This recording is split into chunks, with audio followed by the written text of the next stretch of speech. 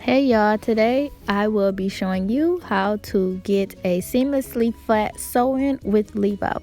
Now I'm starting with the double weft, already folded. I like to start with the end that's already doubled, and I like to place it in the corner where I'm going to start my first stitch. Usually I sew from left to right. Then I have my pre-threaded C needle using my favorite thread in the whole wide world. And I'm just going to make the first stitch going directly into the weft,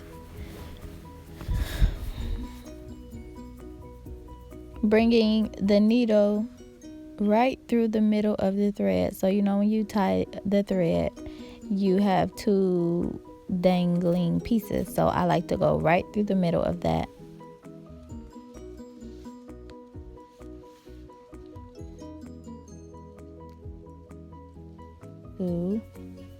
Take another stitch, again going through the middle of the thread, which creates an interlock. So I like to use the interlocking stitch method when I'm doing my sew-ins, only because I feel like it's more secure. I call it securing the stitch. When the stitch is secured, you don't have to worry about your client coming back asking you, can you retighten the sew-in? There are some loose strings hanging, dangling. You don't have to worry about that when you do an interlocking stitch the correct way. So when I'm doing my sew-ins, my favorite thing to do is to make sure that I am creating an interlock stitch at every stitch. Now sometimes I do slip and I only do a traditional stitch, but for the most part all my stitches are interlocked. Okay, so now I am at the end of my row and it's time for me to do the fold over. So when I'm folding over, when I'm using the fold over method, I like to separate the wefts, taking the weft that's closer to the skin and only sewing that weft in the corner in which I'm going to be folding it. So I like to do about two traditional stitches around before I actually fold it all the way up into the crease of where I'm going to fold it. And then I fold it over and I do an additional two traditional stitches, which means these stitches are not interlocked because I feel like this gives it a more flatter lay, and it makes it less bulky. Now when you do an interlock in a corner or in a crease, it doesn't lay as flat. If you see here, that is flat, flat, flat, flat, flat, flat, flat. I need everything to be flat, flat, flat. Okay, so now I am grabbing the second weft that's underneath and I am just going to start sewing in the opposite direction. Sometimes when I'm sewing, I use a duck bill clip to hold the hair while I'm sewing. So I just want to get a close-up of how my fold over is so flat, and if I was to pull it back, how flat it would actually look. You see no lumps, you see no bumps, you see no wefts. When I pull it back, you can't see the track. If I was to pull it up, you still can't see the track across the back. That was my whole purpose of putting under the braid when I first started.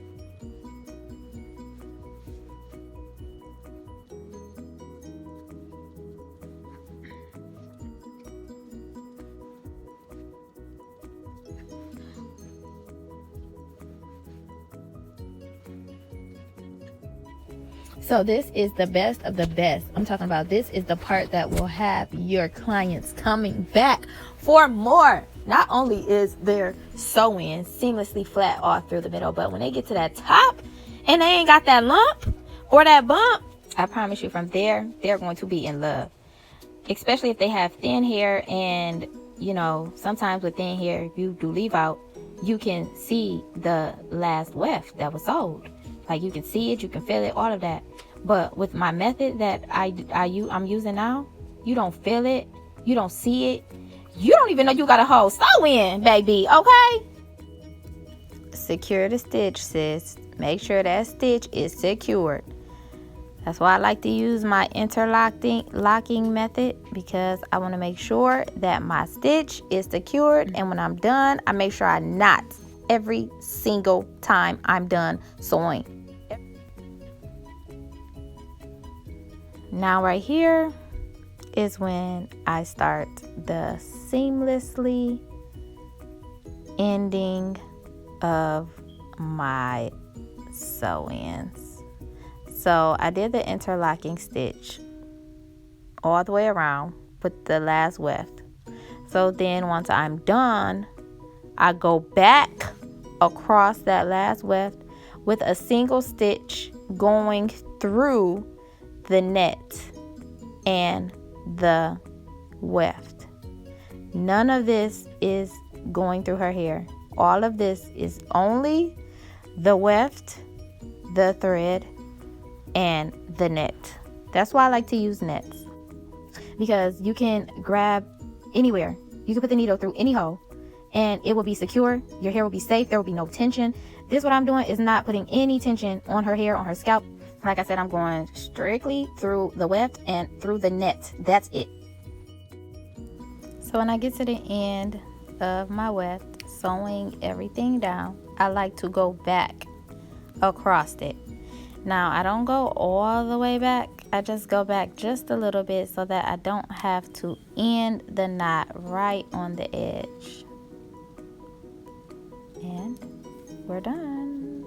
Cutting the excess net off, make sure you are not cutting your client's hair. That's why your client's hair should be braided down very tightly, so that when it's time to cut the net, you are not accidentally cutting the strands. I like to cut each hole one at a time.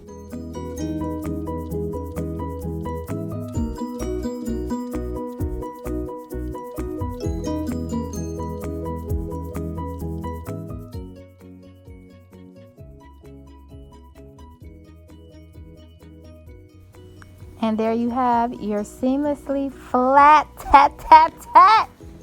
sew in with a leave out, the 9-finger way. As I stated earlier, when people have thin hair, it's hard to get a seamlessly flat sew in with leave out. And she is one of my clients whose hair is not the thickest, is not the thinnest either, but it's not the thickest. So when I can do this and it lays flat, look at that. Look at that. Just flat and seamless.